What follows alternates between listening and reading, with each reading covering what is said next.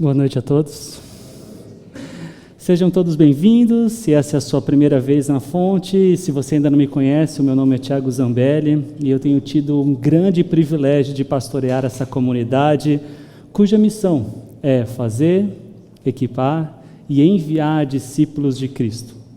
Se essa é a sua primeira vez, saiba também que nós estamos estudando de forma expositiva a primeira carta do apóstolo Paulo à igreja de Corinto. Essa carta que provavelmente foi escrita entre os anos 55 e 57 depois de Cristo, cerca de 20 anos depois da morte e ressurreição de Jesus. Corinto era uma cidade rica, movimentada e bastante influente no mundo antigo. Ela ficava situada entre dois portos importantes, o que a tornava um dos maiores centros comerciais da época, com gente, ou isso trazia gente de todo lugar, passava por ali, trazia consigo a sua cultura, as suas ideias, os seus valores dos mais variados. Mas Corinto era também uma cidade marcada pela imoralidade. Ela era tão conhecida pela sua libertinagem que existia uma palavrinha no grego, um verbo bem específico para descrever alguém que se entregava a uma vida imoral. O verbo é corintianizar. Em Corinto ficava o templo de Afrodite, deusa do amor e da fertilidade, onde centenas de mulheres elas atuavam como meretrizes cultuais. Cultuar Afrodite significava ter relações íntimas com essas sacerdotisas. Era um contexto cultural no qual religião e moralidade estavam completamente entrelaçadas. E infelizmente toda essa bagagem, ela entrou pela porta da igreja. Os coríntios que se converteram ao cristianismo, eles trouxeram consigo os valores do mundo que eles cresceram. Em vez da igreja influenciar a cidade estava influenciando a igreja. E é exatamente por isso que Paulo escreve essa carta, para corrigir, confrontar e ajudar essa comunidade a amadurecer. Desde o ano passado, nós temos estudado essa carta, problema por problema, versículo por versículo. Divisões, imoralidade, valores do mundo invadindo a igreja, casamento, liberdade cristã, o culto, os dons espirituais. E agora nós estamos no capítulo 15, no qual Paulo trata um assunto teológico extremamente importante. Porque negar a doutrina da ressurreição dos mortos era o mesmo que dizer que tudo o que nós fazemos aqui nesse lugar é simplesmente uma ilusão. É inútil, é uma enganação. Usando palavras que servem como uma proposta didática para a mensagem de hoje, eu fiz algo aqui para 3 Cs que Paulo destacava na doutrina da ressurreição, que é alvo do nosso estudo de hoje. Então, sobre a ressurreição, consequências, certezas e cuidados. Agora, obviamente que esse problema com a doutrina da ressurreição, ela não surgiu da noite para o dia. Na igreja de Corinto havia um grupo, talvez influenciado pelos valores religiosos e culturais gregos, talvez influenciado pelos saduceus, que é um dos grupos entre os judeus que não cria na ressurreição. Nós não sabemos ao certo o porquê esse grupo pensava assim. O que nós sabemos é que alguns, note bem, não eram todos na igreja, não eram todos que afirmavam que não havia ressurreição dos mortos. Por isso essa pergunta no versículo 12, por que alguns de vocês afirmam não haver ressurreição dos mortos? E essa pergunta vem logo depois do apóstolo Paulo apresentar evidências da ressurreição de Cristo, que inclusive coloca a ressurreição ao lado da morte de Jesus pelos nossos pecados como parte da informação mais importante no que o Novo Testamento chama de Evangelho. Evangelho que é primordial para a nossa salvação. No começo do capítulo 15, Paulo mostra que as Escrituras, os apóstolos, centenas de irmãos e o próprio Paulo, todos testemunharam da ressurreição de Cristo. E diante de tudo isso, que ele faz a pergunta do versículo 12: Como é possível que alguns de vocês digam que não existe ressurreição dos mortos? Notem bem que esse grupo, na verdade, vejam, ele não está negando a ressurreição de Cristo. Esse grupo, ele está negando a ressurreição dos mortos em geral, ou seja, nossa ressurreição futura, física e corporal. O que na cultura grega era um absurdo e até indesejável, porque para eles o físico era inferior ao espiritual. Então na cabeça deles por que eu vou querer ressuscitar? Me deixa lá, ficar somente um ser espiritual. Como muitas vezes aparece nessa carta de Paulo, a influência da cultura da sociedade dentro da igreja. E aqui a cultura tentando corromper um ponto extremamente importante da doutrina cristã. E gente, apertem os cintos, porque hoje é um daqueles dias com bastante teologia. E é o nosso capítulo de hoje, e nós não vamos pular ele. Paulo vai mostrar que a ressurreição de Cristo e a ressurreição dos crentes em Cristo são duas doutrinas que não podem ser separadas. Não é possível aceitar uma e rejeitar a outra, elas estão ligadas. O cristão está unido a Cristo e por isso o destino de Cristo é o destino do cristão. Se Jesus ressuscitou, cada um de nós que creu em Cristo também ressuscitará. Agora, se mortos não ressuscitam, então nem Cristo ressuscitou. E é isso que nós vamos ver hoje.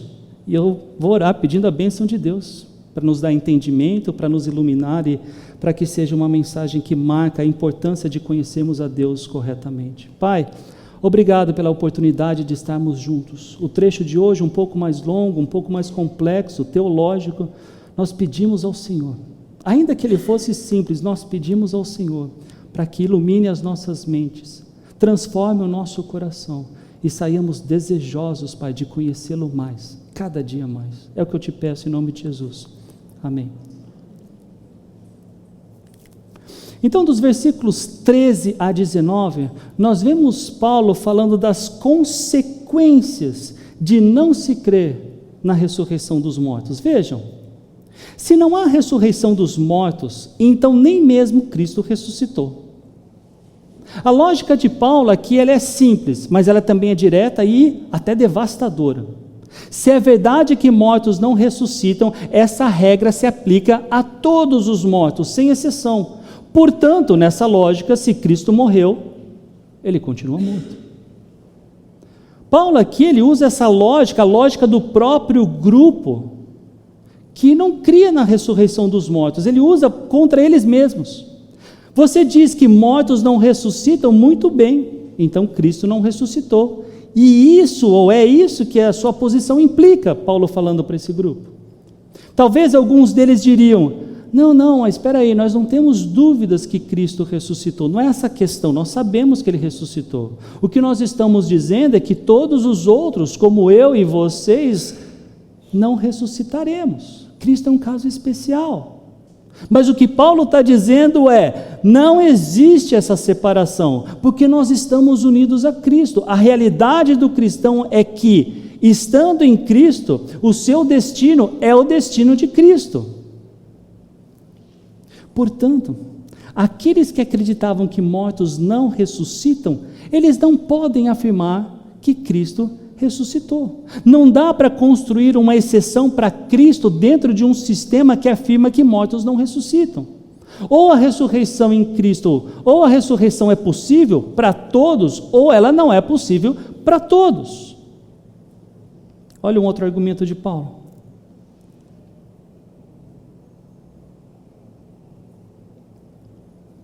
E se Cristo não ressuscitou, é inútil a nossa pregação, como também é inútil a fé que vocês têm. Tem duas consequências aqui nesse versículo. A primeira, se Cristo não ressuscitou, então é inútil a nossa pregação. A segunda é, se Cristo não ressuscitou, então é inútil a nossa fé. O principal conteúdo da proclamação dos apóstolos era exatamente que Cristo morreu pelos nossos pecados, foi sepultado e ressuscitou ao terceiro dia. Foi isso que Pedro anunciou, era isso que Paulo pregava, era isso que as primeiras igrejas celebravam quando elas se reuniam, é o conteúdo da ceia. Mas se Cristo não ressuscitou, esse conteúdo todo fica vazio. A pregação, ela perde a sua substância. Não, olha só, não é que ela se torna menos eficaz ou menos convincente, ela se torna inútil. Você pode até ser o cara mais habilidoso para pregar. Se Cristo não ressuscitou, a pregação é baseada numa mentira. E, portanto, a própria pregação é uma grande mentira. Da mesma forma, a fé. A morte de Jesus Cristo só tem valor redentor porque Ele ressuscitou.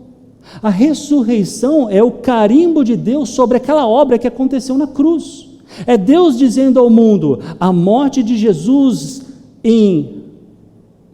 é o meu carimbo para que ele não fique, para que eu presente para vocês que ele não está enterrado. Jesus ressuscitou dos mortos, porque a morte não podia impedi-lo. Sem a ressurreição, a morte de Cristo é apenas mais uma morte. Um homem bom executado injustamente, sem poder para salvar. A ressurreição confirma quem Jesus era. É a validade da morte de Cristo no nosso lugar. Olha o que Paulo escreveu para a igreja de Roma. Olha que palavrinha aparece ali. Se você declarar com sua boca que Jesus é Senhor e crer em seu coração que Deus o ressuscitou dos mortos, será salvo. Paulo não deixou de fora a ressurreição porque ela é vital para a nossa fé. É a morte e a ressurreição de Jesus que formam o Evangelho, a boa notícia, a boa nova da salvação. Se tentarmos separá-las, a fé perde o chão. Olha, mais do que isso, Paulo continua no versículo 15: seremos considerados falsas testemunhas de Deus, pois contra ele testemunhamos que ressuscitou a Cristo dentre os mortos. Mas se de fato os mortos não ressuscitam, ele também não ressuscitou a Cristo. Então vejam, a questão vai além de inutilidade, de uma pregação inútil, de uma fé inútil. Paulo aqui ele mostra ainda mais que o buraco desse problema é ainda mais profundo. Se Cristo não ressuscitou, o problema não é apenas que é uma mensagem vazia, o problema é que os outros apóstolos, inclusive Paulo, é um mentiroso, são mentirosos. Falso testemunho não é alguém que fala algo errando sem querer, uma mentira sem querer. Falso testemunho é alguém que afirma uma verdade e fala outra coisa, intencionalmente. E Paulo está dizendo, se Cristo não ressuscitou, é exatamente isso que nós somos, falsos testemunhas. Os apóstolos não se apresentavam ao mundo como filósofos com teorias interessantes sobre a vida e sobre a morte. Eles se apresentavam como testemunhas. Pessoas que viram algo com os próprios olhos e estavam contando ao mundo o que viram, o que testemunharam. Pedro viu Cristo ressurreto, João viu Cristo ressurreto, os 500 irmãos relatados no começo do capítulo viram Cristo ressurreto. Paulo viu no caminho de Damasco uma visão que mexeu completamente com a direção da vida dele. E foi com base nesse testemunho que eles foram anunciar ao mundo todo, enfrentaram prisões, foram açoitados, foram mortos, tudo para sustentar o que eles diziam ter visto. Se Cristo não ressuscitou, então eles estavam espalhando uma baita mentira. Mais do que isso, eles estavam morrendo por uma mentira que eles mesmos criaram. Essas são implicações lógicas de alguém que não acredita na doutrina da ressurreição dos mortos. Se Jesus não ressuscitou, nós, 2000 anos depois, nós fomos iludidos. E essa mentira é a maior mentira contada na história da humanidade, tendo em vista o número de pessoas que dizem acreditar nela. Percebam a seriedade que Paulo está tratando o assunto. Não é um errinho qualquer. Pois se os mortos não ressuscitam, nem mesmo Cristo ressuscitou. E se Cristo não ressuscitou, inútil é a fé que vocês têm, e ainda estão em seus pecados. Se Cristo não ressuscitou, todos nós ainda carregamos a culpa dos nossos pecados, cada um de nós ainda carrega toda a dívida da nossa culpa. Então entendam, meus irmãos, que a morte de Cristo só tem valor porque Ele ressuscitou. É a ressurreição que confirma que aquele que morreu ali não era qualquer um, não era qualquer homem. Aos Romanos, Paulo diz que o salário do pecado é a morte. Todos recebem esse salário, mas Cristo não tinha esse salário porque Ele não tinha pecado. A morte de Jesus foi por causa do nosso salário aplicado a Ele, dos nossos pecados. Se Ele fosse qualquer um, Ele não teria saído vivo do sepulcro. Sem ressurreição, a morte de Cristo é apenas mais uma morte, e se a morte dele foi apenas mais uma morte, então os nossos pecados continuam conosco na nossa conta, esperando o dia do julgamento. E o que você vai fazer se isso for verdade? Porque você não tem como resolver isso. Nenhuma obra é suficiente para resolver esse problema. Nenhuma religiosidade chega perto do que seria necessário para satisfazer a santa exigência de Deus. E mesmo que você tentasse, você vai continuar pecando. Hoje, amanhã, depois de amanhã, e vai acumular ainda mais dívida. A única esperança de qualquer pecador é exatamente o que Paulo anunciou nos versículos 3 e 4. Cristo morreu pelos nossos pecados e ressuscitou ao terceiro dia. Se retirarmos a ressurreição, a esperança pelo perdão dos nossos pecados desaparece. E esse nem seria somente o nosso caso, mas de todos aqueles que um dia creram em Jesus e já morreram. Vejam, neste caso também os que dormiram em Cristo estão perdidos. Paulo aqui ele não usa a palavra dormir por acaso. Paulo também não está querendo ensinar aqui que de um sono você morre e fica inconsciente. Não é isso. É que assim como aqueles que dormem acordam, um dia os que morreram vão ressuscitar. Agora, se não há ressurreição, esse despertar também não existe. Vocês se lembram de Estevão? Ele foi apedrejado até a morte porque ele afirmou que Jesus estava vivo e assentado à direita de Deus. Quando ele estava prestes a morrer, ele disse que viu o céu aberto e o Filho do Homem em pé à direita de Deus Pai. Se Cristo não ressuscitou, o que Estevão viu foi uma alucinação. Mais uma vez eu digo, Paulo é muito sério em tratar desse problema na igreja de Corinto. Não era qualquer coisinha. Não é uma coisa que os cristãos, e nós temos em várias áreas da teologia, liberdade de pensar diferente. Não nesse ponto. Não acreditar na ressurreição dos mortos tem consequências graves. Então, Paulo ele encerra esse primeiro bloco de argumentação com isso. Se é somente para essa vida que temos esperança em Cristo, dentre todos os homens, somos os mais dignos de compaixão.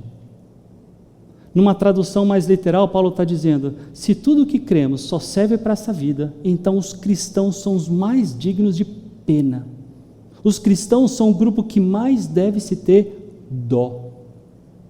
Renunciaram a tantas coisas, abriram mãos dos prazeres desse mundo, abriram mão da sua própria vontade. Se depois da morte não tem nada, coitados, nem aproveitaram o tempo por aqui e nem vão aproveitar o tempo na eternidade, porque se Cristo não ressuscitou, tudo isso é falso. Sem ressurreição, essa é a lógica. E pela lógica, os cristãos são o grupo mais frustrado que existe. A esperança que nós temos, irmãos, ela atravessa essa vida, ela atravessa a morte. Um dia, por causa de Cristo, pela fé na obra dele, seremos todos ressurretos para viver uma experiência de alegria que nunca mais terminará. Se não fosse assim, se tudo que acreditamos é uma farsa, porque a ressurreição não aconteceu, coitado de nós, coitado de cada um de nós.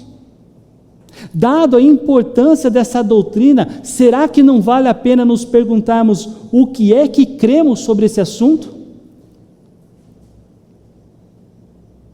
Nós realmente acreditamos, porque Cristo ressuscitou, um dia nós também seremos ressurretos? Eu entendo que nós vivemos num país cuja maioria das pessoas vive num ambiente onde a ideia da ressurreição, ela não assusta ninguém. A gente cresce ouvindo isso, a gente celebra isso na Páscoa, a gente canta isso nos hinos, mas exatamente por isso que existe o risco de ter a ressurreição como uma ideia conhecida, mas não como uma realidade sobre a qual nós confiamos a nossa vida. Eu vou ressuscitar. Será que eu vou ressuscitar? Paulo está ensinando que se Cristo não ressuscitou, a pregação é vã, a fé é vã, os pecados não foram perdoados, os mortos não ressuscitam e somos os mais dignos de dó, coitados, de pena. Isso não é linguagem de quem está falando de uma ideia religiosa confortante, é linguagem de quem está falando de algo que é absolutamente real e que nós precisamos ter isso bem correto em nossas vidas. Então, a melhor pergunta não é se você conhece a doutrina da ressurreição. A melhor pergunta é se você crê que Jesus Cristo ele está vivo hoje, 2000 anos depois, com um corpo glorificado e que ainda é capaz de salvar pessoas que nele deposita fé. Essa é a pergunta. Tem muita gente que crê na morte de Jesus, mas nada ou pouco pensa na ressurreição de Jesus. Perceba que, pelo que nós estamos vendo aqui hoje, que a paz com Deus que você desfruta é a certeza da sua salvação. Tudo isso só tem base se Jesus ressuscitou. É ela que confirma a morte de Cristo. De novo, que não foi a morte de qualquer um, mas a morte do Messias em favor do seu povo. Isso deveria produzir na gente muito mais do que conhecimento, mas gratidão. Ressurreição, além de um item vital na nossa fé, é o fundamento da nossa esperança e segurança de um dia estarmos eternamente ao lado de Deus. É essa gratidão que nós deveríamos testemunhar, o que nós sabemos, o que nós experimentamos, para que todas as pessoas que nós amamos, eles conheçam a salvação que nós temos.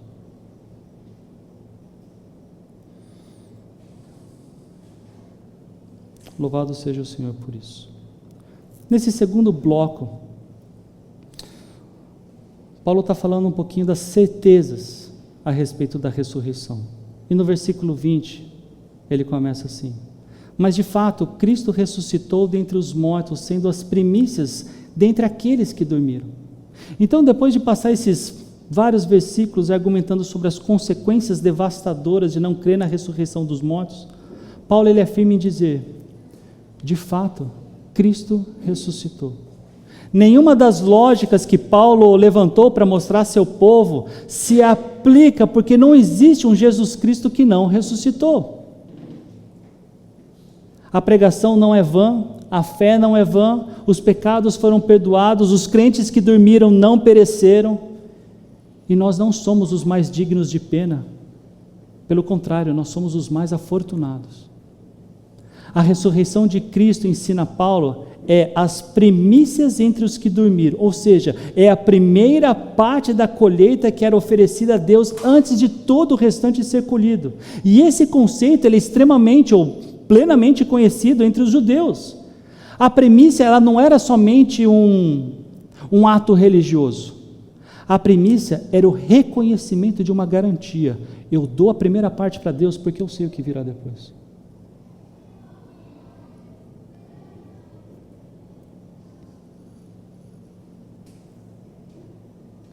Quem via as primícias sabia que a colheita viria. As primícias e a colheita são da mesma natureza, do mesmo campo, do mesmo plantio. É uma amostra do que viria depois. Cristo, ele ressuscitou como as primícias. Ele foi o primeiro a ressuscitar com o corpo glorificado, imortal, que não morre mais. E a sua ressurreição é a garantia da nossa ressurreição. Não é somente uma possibilidade, porque ele ressuscitou. Eu criei nele, eu ressuscitarei. Porque nós estamos unidos a Cristo, essa é uma certeza. A pessoa que crê em Cristo, ela está unida ao destino que Cristo tem. Onde ele chegou, nós chegaremos. O que aconteceu com ele, acontecerá conosco. A morte dos crentes é um sono que tem um despertar, exatamente porque Cristo já despertou. Ele abriu o caminho, ele é as premissas e nós somos a colheita que vem. Essa é uma certeza, nós estamos falando aqui de um bloco de certeza. Essa é uma certeza que todos nós podemos ter, todos nós que já cremos podemos ter. Visto que a morte veio por meio de um só homem, também a ressurreição dos mortos veio por meio de um só homem. Pois da mesma forma como em Adão todos morrem, em Cristo todos serão vivificados. E esse aqui é o fundamento teológico. Por que é que a ressurreição de Cristo garante a nossa? Por que é que as duas estão tão inseparáveis? E a resposta de Paulo é: estando com Deus, o Deus, unidos nele, nós temos esse mesmo destino. A resposta está em como Deus estruturou a história da humanidade. Tudo começa com Adão. Deus criou o ser humano para viver em comunhão, sem morte, sem corrupção, mas Adão pecou. E com o pecado veio a morte. Não apenas a morte física, mas a morte em toda a sua extensão. Separação de Deus, corrupção da natureza e, no fim, juízo eterno. Essa morte não ficou somente para Adão, ela passou para todos os seus descendentes. Todos nós nascemos em Adão.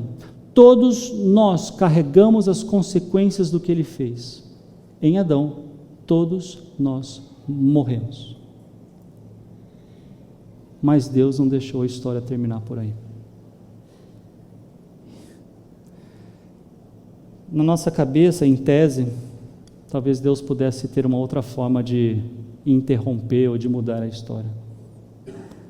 Mas Ele escolheu mudar essa situação de uma forma magnífica. Ele não simplesmente apagou o que Adão fez. Ele enviou um outro homem. Cristo entrou na história como ser humano, assumiu a mesma posição que Adão ocupava, e onde Adão falhou, Cristo foi obediente. Onde Adão trouxe morte, Cristo trouxe vida. É o mesmo princípio funcionando nos dois sentidos. A morte veio por um homem, a ressurreição também veio por um homem. Em Adão todos morrem, em Cristo todos os que nele creem voltam a viver. E aqui é importante entender o que Paulo quer dizer com em Cristo todos serão vivificados. Porque Paulo não está ensinando que todo ser humano vai ser salvo no final. O contexto deixa isso bem claro. É o versículo anterior, falando de pertencimento a Ele. Então notem bem, assim como estar em Adão significa participar das consequências do que ele fez, estar em Cristo significa participar das consequências do que ele fez. E nesse caso, mais uma certeza: Cristo ressuscitou. Enquanto em Adão herdamos a morte, em Cristo nós herdamos vida e ressurreição. Não existe uma terceira opção. Mas quando isso vai acontecer? Antes de eu responder essa pergunta, poderiam ficar todos de pé? Todos aqueles que podem ficar de pé. Isso não é comum eu fazer. Agora todo mundo pode sentar. Pode sentar mesmo.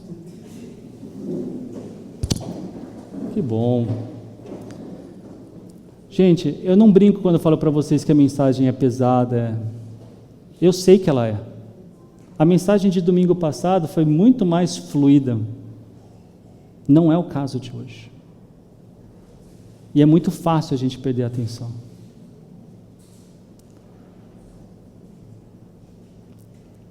Então, quando é que isso vai acontecer? Mas cada um, por sua vez, Cristo, o primeiro, depois, quando Ele vier, os que lhe pertencem. Tem uma ordem, há uma sequência que Deus estabeleceu e Ele está cumprindo. Cristo ressuscitou primeiro, como as primícias. Isso já aconteceu, é fato histórico, testemunhado, verificável. A nossa ressurreição, ela vem depois. Não é agora. É no futuro. E perceba essa expressão de Paulo, quando ele usa para descrever quem ressuscitará nesse momento. Ele diz, os que lhe pertencem. Agora sim, 23, está aqui no finalzinho. De novo, para enfatizar com vocês que somente os que creem em Cristo é que farão parte dessa categoria. Esse tempo ainda não chegou, mas ele certamente virá. Assim como a promessa do Messias, a gente tem em todo o Antigo Testamento, Jesus veio, nós temos uma promessa, Ele voltará. E essa ordem continua, versículo 24. Então virá o fim, quando Ele entregar o reino a Deus, o Pai, depois de ter destruído todo o domínio, autoridade e poder. Depois da ressurreição dos crentes, e gente, isso daqui é literal, tá? Não é uma ideia, não é algo, uma alusão a algo espiritual. Paulo diz que depois da ressurreição física, nossa ressurreição, como foi a de Cristo, virá o fim. E esse fim, segundo o versículo, ele tem dois elementos. Primeiro, Cristo entregando o reino ao Pai. Cristo, ele veio ao mundo com o propósito de resgatar o seu povo, vencer os inimigos, restaurar todas as coisas e trazer a criação de volta ao seu propósito original. Depois que Cristo fizer isso, ele vai entregar ao Pai o reino que havia sido confiado a ele. E antes de fazer isso, de entregar o reino ao Pai, Jesus, ele terá destruído toda a autoridade, todo o poder, ou seja, tudo que se opõe a Deus, tudo que busca a autonomia de Deus será destruído. Satanás, o pecado, a morte, tudo isso não vai mais existir. Isso já está em andamento. O caos que nós vemos no mundo hoje não é sem direção, tem propósito. Se vocês se lembram da nossa série em Eclesiastes, tudo que acontece de forma caótica nesse mundo é um convite para a gente olhar os nossos olhos e ver Deus além do sol, não somente nessa vida debaixo do sol. É para a gente levar os nossos olhos além do que a gente consegue enxergar numa visão natural. É uma visão sobrenatural. Deus está presente. Ele não deixou a gente sozinho. Pois é necessário que Ele reine até que todos os seus inimigos sejam postos debaixo de seus pés. Isso vai acontecer. No plano eterno de Deus, Cristo vai reinar até que haja a vitória completa sobre todos os inimigos do reino de Deus. E nós, a igreja, nós vivemos nesse meio entre a ressurreição de Cristo e o retorno de Cristo. É nesse tempo aqui que a igreja prega, que a igreja existe, que a igreja sofre, que a igreja persevera. É nesse tempo que os inimigos estão ainda ativos. O pecado ainda existe, a morte ainda existe, o sofrimento ainda existe. E às vezes, o sentimento nosso é que nada mudou. Que a vitória está bem longe.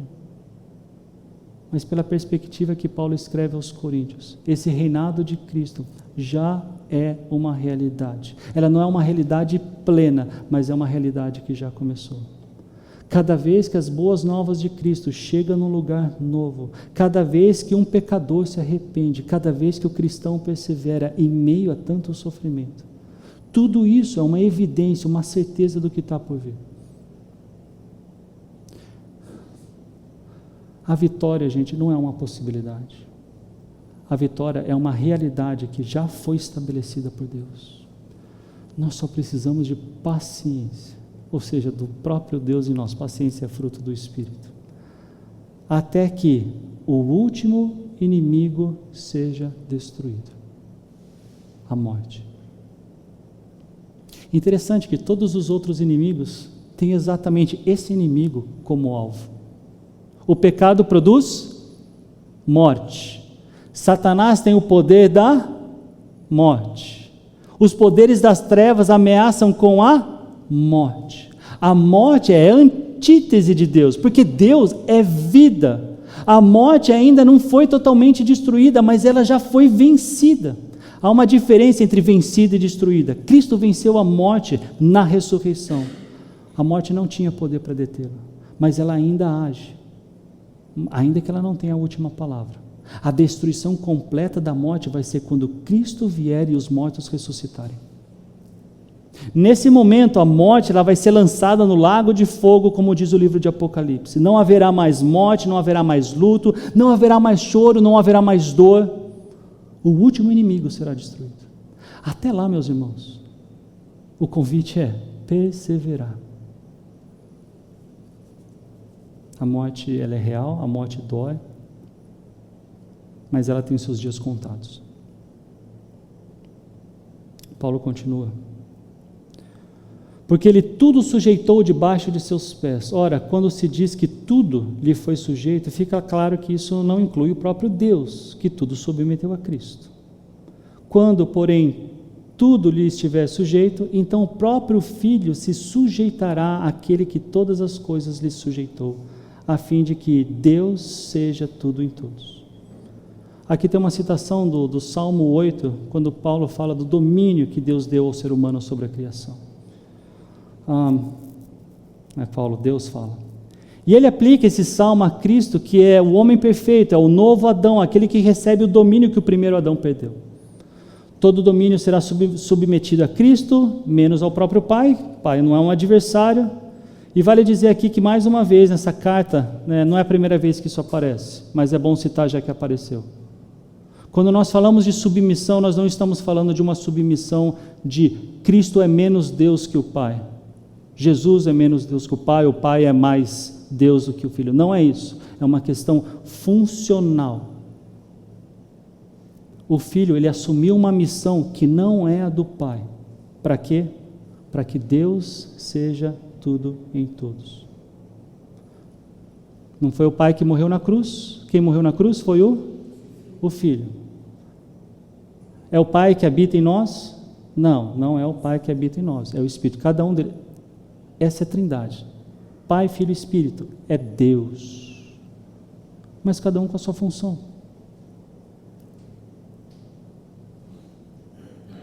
Quando Deus for tudo em todos, esse é o fim.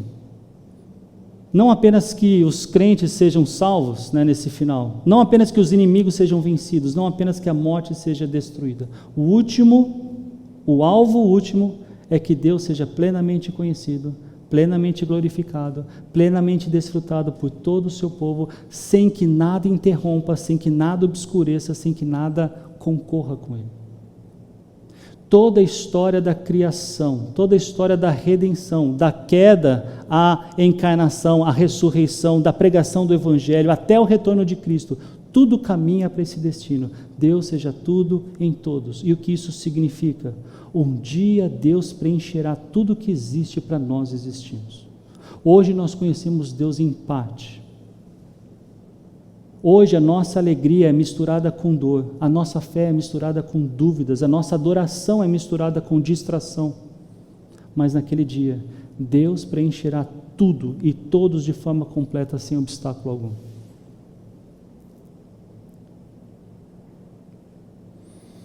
Sobre esse bloco,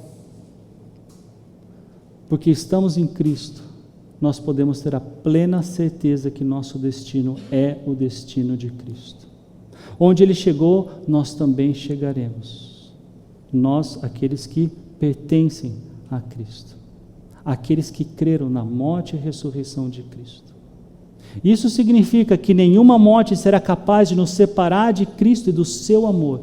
Porque Cristo ressuscitou, nós também seremos ressurretos. Ele foi o primeiro, um dia vai chegar a nossa vez. Quero ir para vocês para o terceiro bloco. Cuidados. Versículo 29. Nossa reta final aqui. Se não há ressurreição, que farão aqueles que se batizam pelos mortos? Se absolutamente os mortos não ressuscitam, por que se batizam por eles? Esse aqui é um dos versículos mais difíceis dessa carta do apóstolo Paulo, tá bom? Estudando ela, alguns comentaristas falam que existem cerca de 40 interpretações, tá, para esse versículo. Para mim, uma explicação provável e que faz sentido pelo contexto é que havia um grupo em Corinto que praticava o batismo em nome de pessoas que haviam morrido, que não foram batizadas. E elas acreditavam que o batismo ele era necessário para a salvação, e por isso eles se batizavam como representantes dos seus entes queridos que tinham partido, na esperança de que isso de alguma forma os beneficiasse. E Paulo, ele não aprova essa prática, apesar de que ele também não condena aqui nessas palavras, porque o que ele está fazendo é simplesmente usando o argumento dessa prática, e ele faz isso numa espécie de ironia, para mostrar que esse grupo, para dizer para ele que se não há ressurreição dos mortos, por que eles faziam isso? A única razão pela qual faz sentido se batizar por alguém que morreu é porque você acredita que essa pessoa vai ressuscitar e que o batismo é importante para ela. Se mortos não ressuscitam, o rito inteiro não faz sentido nenhum. E o ponto do apóstolo Paulo aqui é exatamente esse: mostrar para esse grupo a confusão que eles tinham a respeito de tudo isso.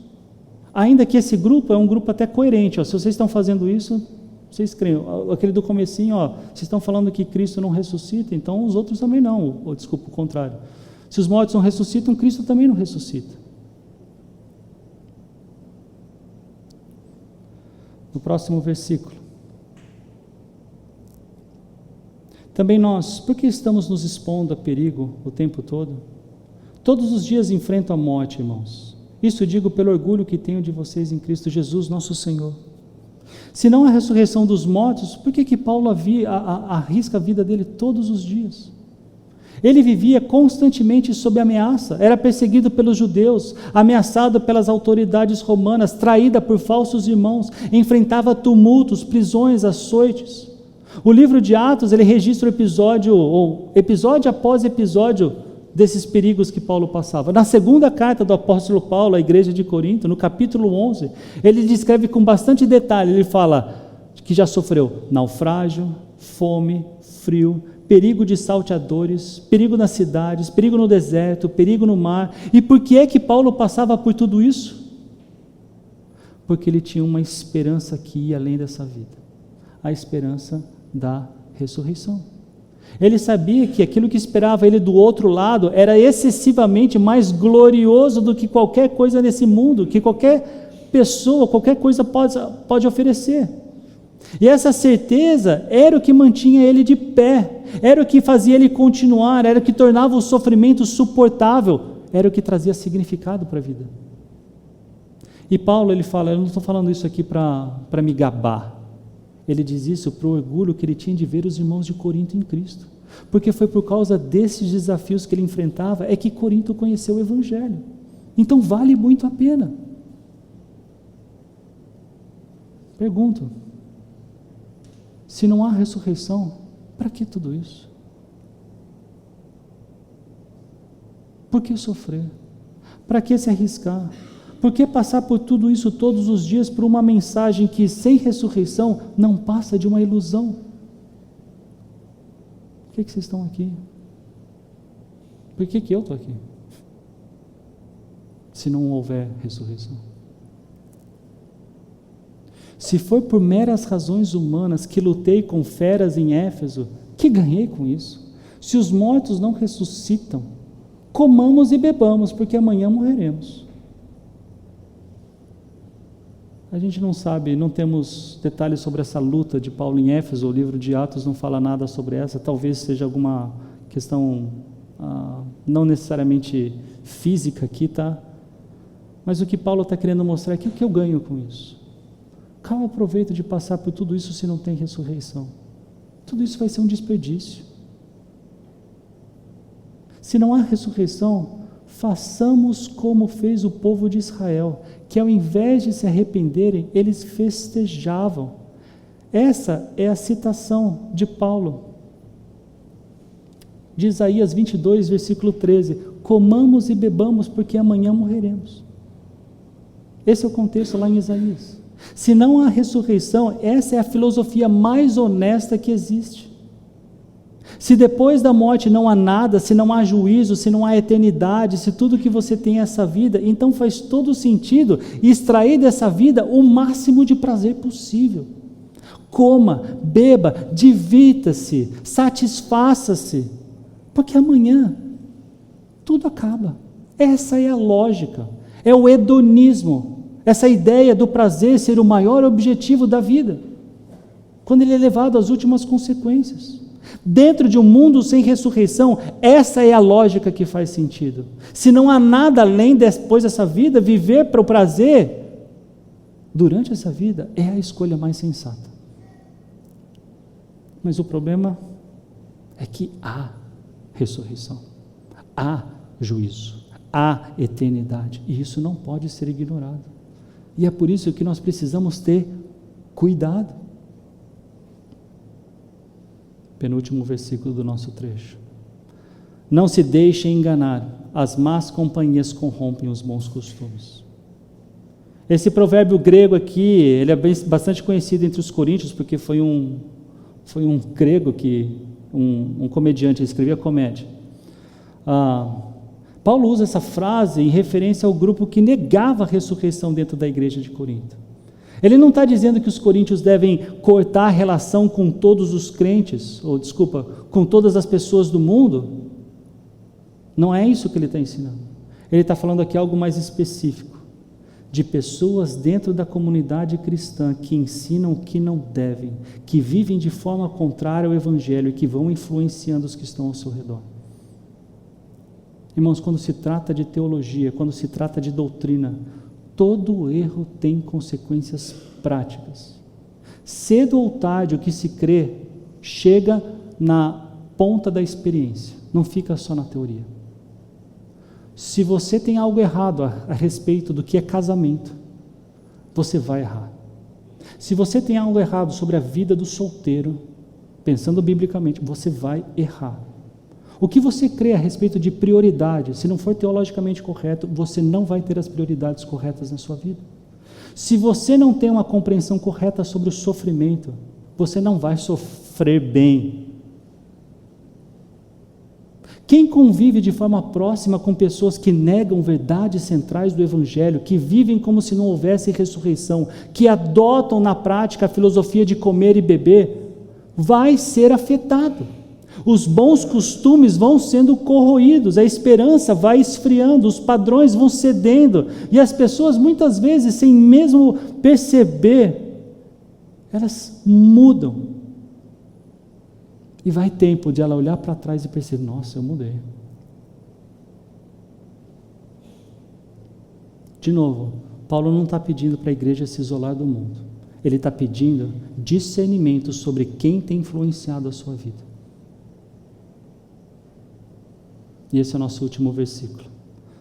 Como justos, recuperem o bom senso e parem de pecar, pois alguns há que não têm conhecimento de Deus. Digo isso para a vergonha de vocês. Paulo está dizendo, recuperem o bom senso, voltem à sobriedade. Quando nós damos ouvidos a heresias, nós somos influenciados a... Não é um erro. Olha o que ele colocou, nós somos influenciados a pecar. Não é só para chegar na minha casa, você pega essa rua aqui ou essa rua por ali. Não é essa a questão. É uma questão de pecado.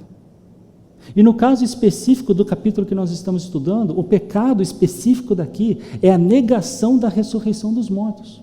Não é apenas um erro intelectual.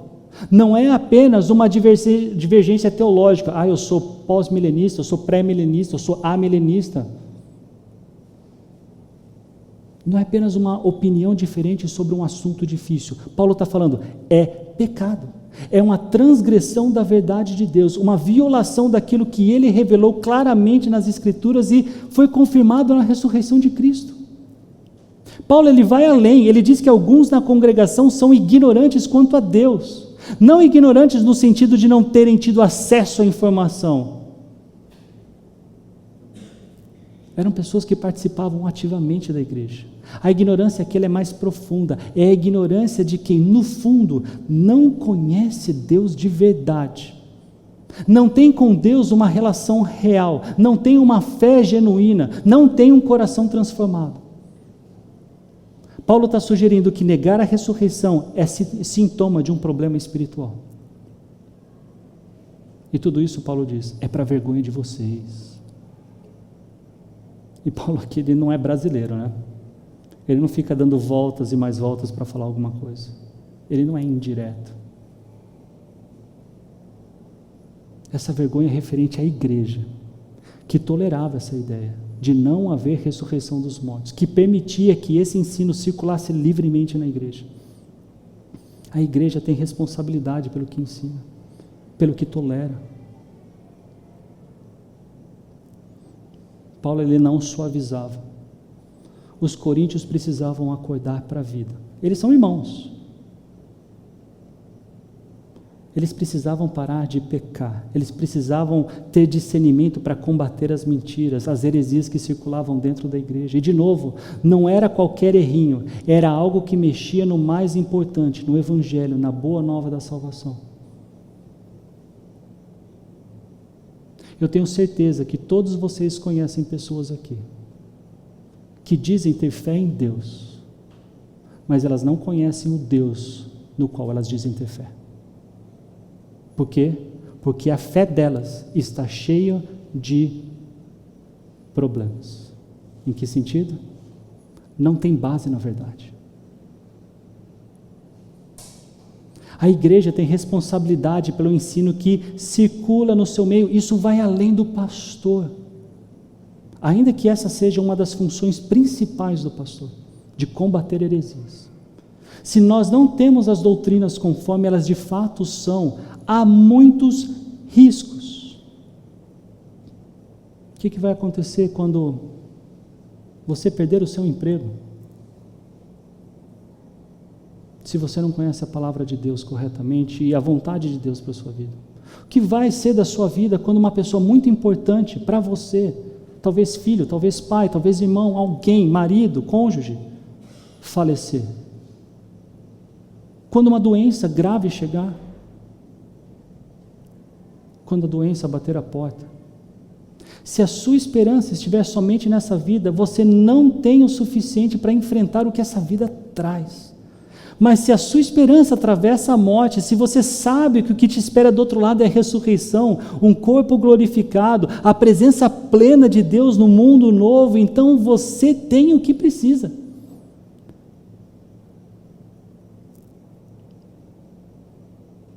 Quer ser mais prático?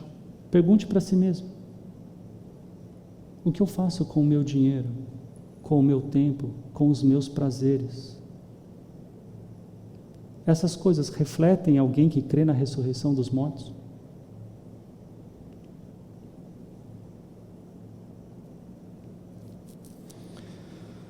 Meu reloginho está marcando 53 minutos e 40 segundos. Eu falei, era uma mensagem longa, uma mensagem pesada, bastante truncada, mas uma mensagem importante. Eu não tenho expectativa de que vocês saiam daqui sabendo tudo o que eu falei, ponto por ponto. Mas eu adoraria que vocês saíssem daqui com o desejo de retornar os seus olhos para 1 Coríntios, capítulo 15. Comecem desde o versículo 1, vá até o versículo 34. Lembrem-se que há doutrinas que são vitais para a nossa fé. No caso de Corinto, errando na ressurreição, eles erravam na sua própria existência. Paulo diz: inútil a pregação, inútil a fé. Tudo isso aqui é inútil se não houver ressurreição. Mas de fato Jesus ressuscitou, e se nós cremos neles, nós estamos unidos com ele. O que aconteceu com ele acontecerá conosco. Vocês conseguem perceber quão bom, quão gostoso é descansar nessa esperança?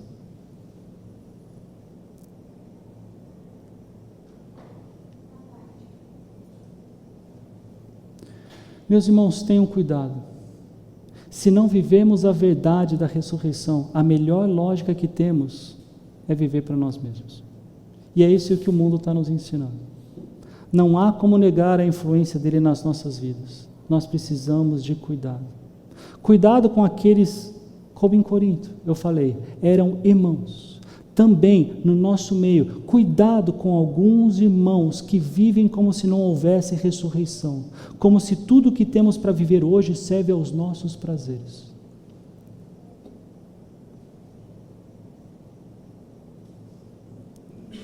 Sem delongas, eu queria mais uma vez orar com vocês e pedir que Deus nos ajude a nos lembrarmos que um dia seremos ressurretos, se é que nós verdadeiramente cremos no Senhor Jesus, tal como as Escrituras nos ensinam. Pai, obrigado, ainda que uma mensagem bastante difícil, longa, pesada, é importante, Pai, que nós saibamos que nossa vida não é somente um conjunto de atividades para que nós tenhamos um bom casamento, uma boa vida de solteiro, uma boa vida de mãe, uma boa vida de pai. Isso deve ser resposta, Pai, da nossa compreensão de quem o Senhor é, de como o Senhor se revela para a gente, da nossa fé naquilo que o Senhor chamou, por meio do apóstolo Paulo, de mais importante. A nossa salvação depende disso. Nosso relacionamento como igreja entende de como entendemos o que é a igreja, conforme o que o Senhor nos ensina. Pai, que a lição de hoje vá muito além da ressurreição. Que tenha aqui um desejo ardente, Pai, de te conhecer melhor, e mesmo quando a palavra teologia, doutrina aparece sobre a mesa, o Senhor nos dê paciência de estudar, o Senhor nos dê coragem, Pai, de pegarmos as nossas Bíblias e lermos, Pai, aprendermos, de conversarmos com os irmãos a respeito disso. No final das contas, Senhor, de amadurecermos. É por isso, Pai, que eu te peço, é por isso que eu oro. Em nome de Jesus, amém.